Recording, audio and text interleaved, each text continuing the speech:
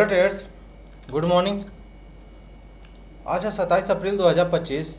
तो ट्रेडर्स, स्वागत है आपका हमारे यूट्यूब चैनल लक्ष्मी कैपिटल पे। ट्रेडर्स, आज के इस इम्पॉर्टेंट वीडियो में हम बातें करेंगे कि नेक्स्ट वीक के लिए मेरा ट्रेड प्लान क्या रहेगा, कैसे हम एक स्ट्रॉन्ग सेक्टर को आइडेंटिफाई करते हैं। सिंपल दो मेरे पास इंडिकेटर आप चार्ट पे देख रहे हैं, ये 50 मूविंग एवरेज है और नीचे RS है। तो बस इस दो इंडिकेटर के मदद से हम एक स्ट्रॉन्ग सेक्टर को आइडेंटिफाई करने का कोशिश करेंगे कि जो मेरे पास वॉच लिस्ट में जो भी सेक्टर है उसमें से कहाँ पे अच्छा प्राइस एक्शन बन रहा है, कहाँ पे प्रॉपर सेटअप मिल रहा है, कहाँ पे प्रॉपर रिस्क रिवार्ड के साथ हमें ट्रेड मिल सकता है, कौन सा सेक्टर स्ट्रॉन्ग है ट्रेडर्स। तो चलिए शुरू करते हैं एनालिसिस। ट्रेडर्स, ये सबसे पहले आप सीनेक्स मीडिया यानी निफ्टी मीडिया का चार्ट देख रहे हैं, जो कि काफ़ी इसका अगर प्राइस एक्शन देखा जाए तो लोअर हाई लोअर लो ही बन रहा है। अगर थोड़ा सा जूम आउट करें इसको तो सिंपल यहाँ से भी लोअर हाई लोअर लो बन रहा है, लेकिन लोअर लेवल से थोड़ा सा बाउंस आया, ओवरसोल्ड होने के कारण हो सकता है ये बाउंस आया हो। बट RS देखेंगे तो ट्रेड्स बिल्कुल नेगेटिव, ये जीरो जो लेवल है उसके नीचे ही ट्रेड कर रहा है इसका RS। कुछ समय पहले एक बार अपसाइड की ओर गया था, हायर हाई बना रहा था RS, बट उसके बाद से ट्रेड्स ये कंसोलिडेट कर और डाउन साइड की ओर आ रहा है। यानी जो नीचे है वो निफ्टी वर्सेस जो सेक्टर है उसका रेशियो बताता है, उससे कंपैरिजन करके बताता है कि निफ्टी के अगेंस्ट में उसका जो सेक्टर है वो कैसा परफॉर्म कर रहा है। तो ट्रेड्स ये बिल्कुल अगर RS निगेटिव हो, जीरो से नीचे हो, तो सिंपल सा बात है कि अंडर परफॉर्मर दिखा रहा है और अंडर परफॉर्म कर रहा है निफ्टी को।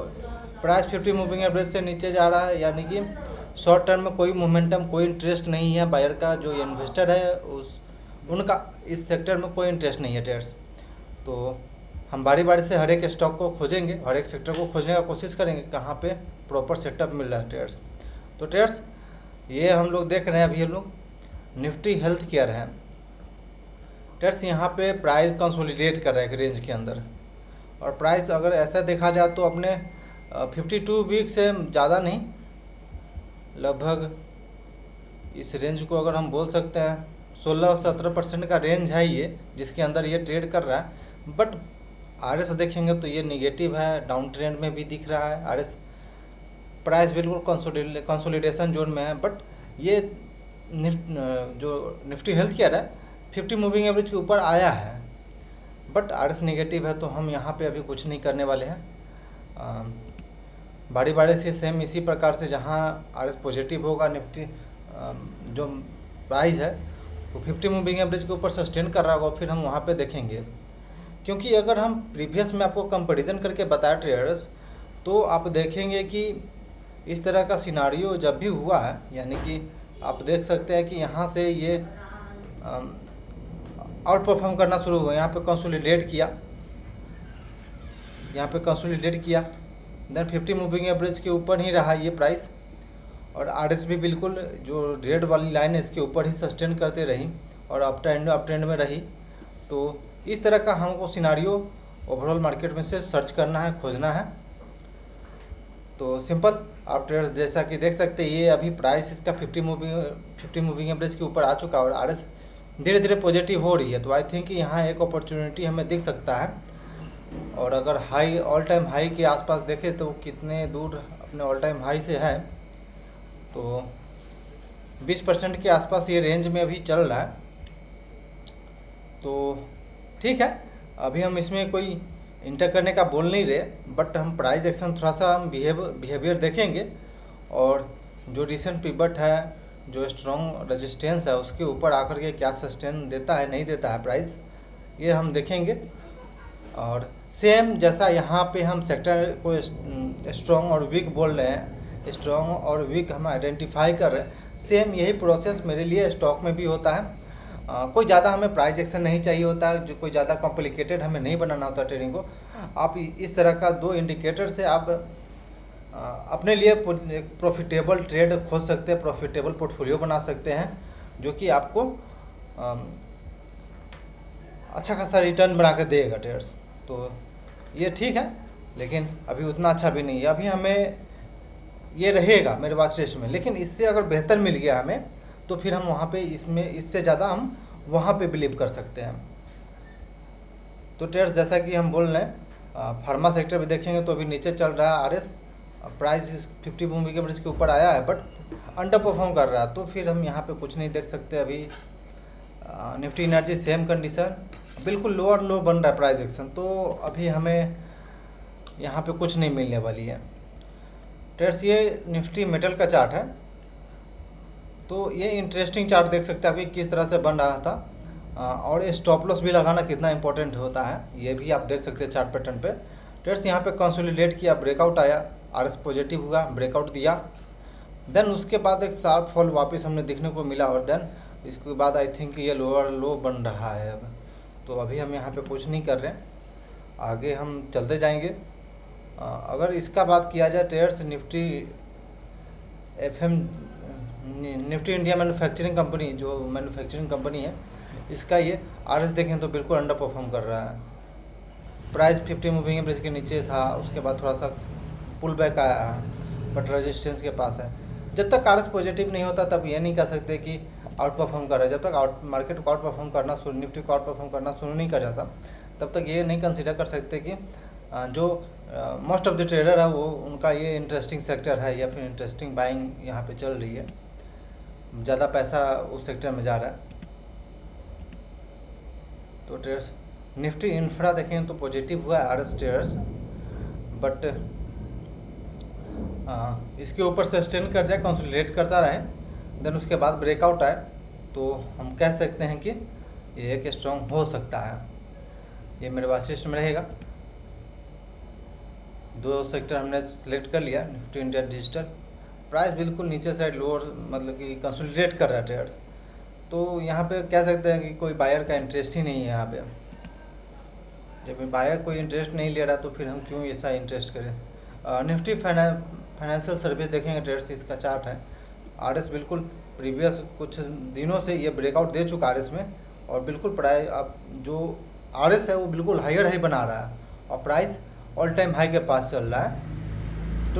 तो ट्रेडर्स इस तरह का सेक्टर, इस तरह का स्टॉक हमें खोजना है जो अपने ऑल टाइम हाई के आसपास चल रहा है। आरएस बिल्कुल ट्रेंडिंग है, अपसाइड की ओर पॉजिटिव दिख रही है, ट्रेंडिंग बिल्कुल ट्रेंडिंग दिख रही है, तो फिर हम यहाँ पे पोजीशन बिल्ड करने का सोचेंगे, और प्रॉपर रिस्क रिवार्ड, जैसे कि यहाँ से ब्रेकआउट आ गया, वापस ही पुल बैक आएगा, रीटेस्ट होगा, देन आई थिंक ये 50 मूविंग एवरेज के एकदम क्लोज आ जाएंगे, तो फिर हम 50 मूविंग एवरेज के नीचे सिंपल स्टॉप लॉस डालेंगे। उसके बाद हम उस स्टॉक में इंटर करने का कोशिश करेंगे जो इस सेक्टर से बिलोंग कर रहा हो। सर नेक्स्ट सेक्टर चलता है। इस प्रकार से आप सिंपल एक सेटअप बना करके आप इसे बिल्कुल आसानी से ट्रेड कर सकते हैं, अपने लिए स्टॉक सिलेक्ट कर सकते हैं ट्रेड्स।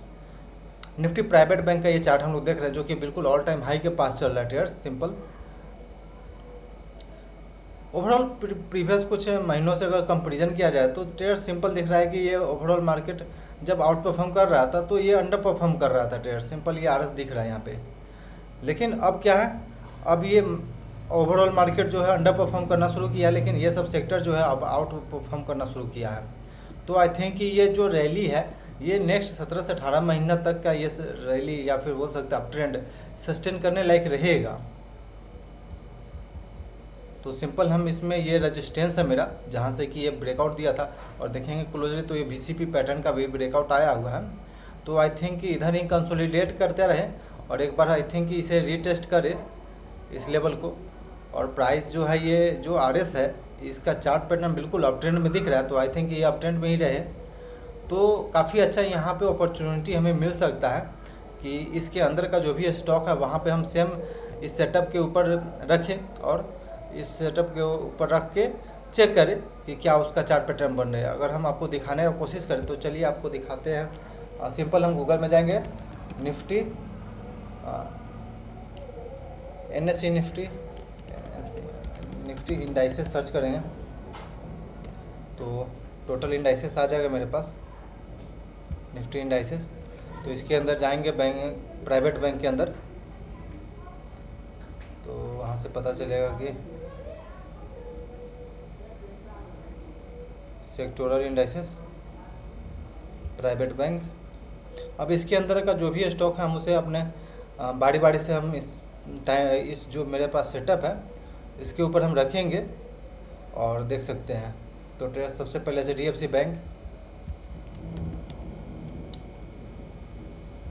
बैंक का हम देखेंगे।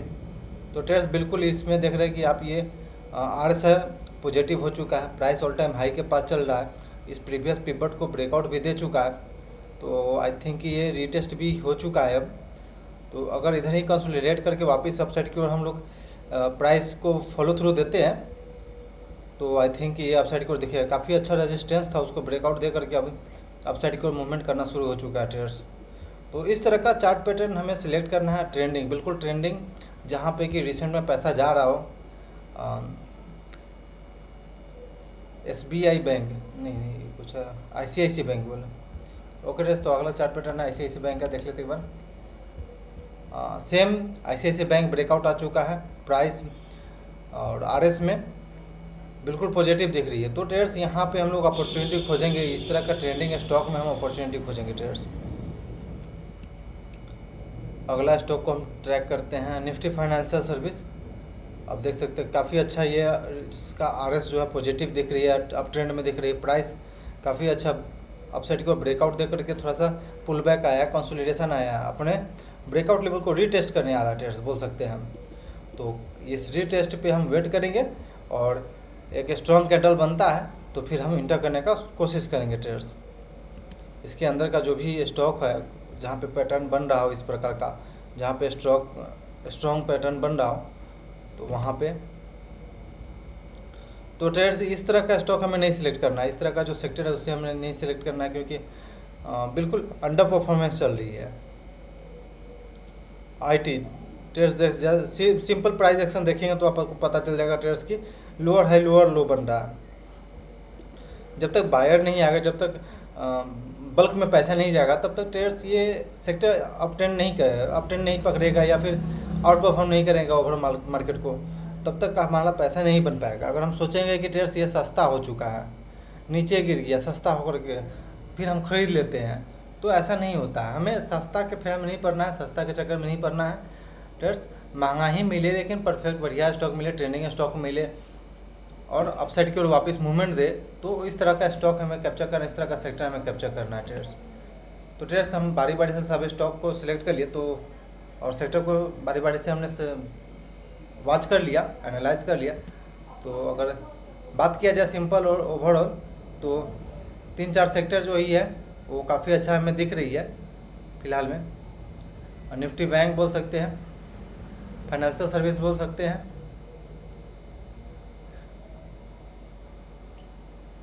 और बस फाइनेंशियल सर्विस, निफ्टी का फाइनेंशियल सर्विस और निफ्टी बैंक, ये 2-3 फाइनेंस सेक्टर का और जो स्टॉक है, जो सेक्टर है ये ठीक ठाक परफॉर्म कर रहा है। इसके अलावा जो भी सेक्टर है उसमें परफॉर्मेंस नहीं हो रही है, आउट परफॉर्म नहीं आ रही है। तो आई थिंक ये हो सकता है कि प्रीवियस कुछ सालों से वो सब आउट परफॉर्म कर रहे थे, लेकिन जो बैंकिंग सेक्टर, जो फाइनेंस सेक्टर है वो परफॉर्म नहीं कर रहा था। तो आई थिंक ये हो सकता है मेन रीज़न ये हो। इसके अलावा और भी सेक्टर है, थीमेटिकल सेक्टर जो बोल सकते हैं, core housing, commodity, capital market है। तो इस तरह का जो भी सेक्टर है हमें इस सिंपली जो सेटअप है उस पर डालना है, उसे चेक करना है और वहाँ से हमें पता चल जाएगा। निफ्टी इंडिया टूरिज्म एक बार देख लेते हैं।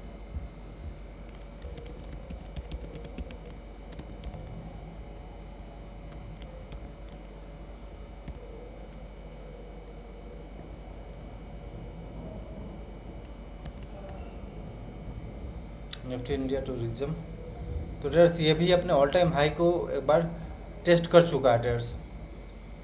सिंपल आप यहाँ से देखें तो एक बार अपने हाई को टेस्ट कर चुका है और आई थिंक कि ये BCP पैटर्न का फॉर्मेशन दे और अपसाइड की ओर ब्रेकआउट दे।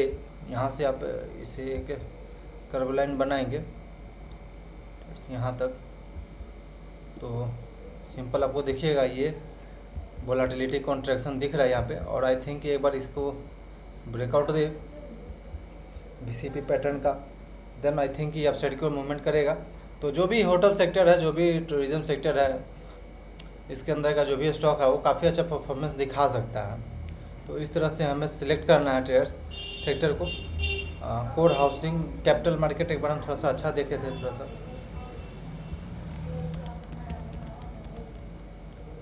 निफ्टी कैपिटल मार्केट एक बार देख लेते हैं चार्ट पैटर्न। तो ट्रेड्स सेम ये आरएस पॉजिटिव हो चुका है, 50 मूविंग एवरेज के ऊपर आ चुका है। तो हम एक बार वेट करेंगे, इस बार इसका जो ऑल टाइम हाई है उसे एक बार ब्रेक कर देता है और एक स्ट्रॉन्ग कैंडल कोई दिखता है हमें, ब्रेकआउट पे सस्टेन करने का कोशिश करता है ये सेक्टर, तो फिर हम इसके अंदर का स्टॉक जो है वो निकालेंगे। नहीं तो जो अभी मेरे पास ऑल टाइम हाई पे मिल रहा है सेक्टर, उसे हम एक बार देखेंगे ट्रेड्स। एक बार निफ्टी केमिकल देख लेते हैं।